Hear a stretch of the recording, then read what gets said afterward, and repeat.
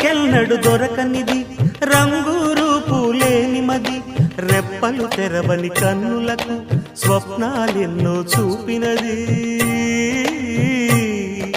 వెచ్చని చెలిమిని పొందినది వెన్నెల కళగల నిండుమది కాటుక చీకటి రాత్రికి బాటను చూపే నేస్తమది చేతికి ఆదని జాబిలిలా కాంతులు పంచే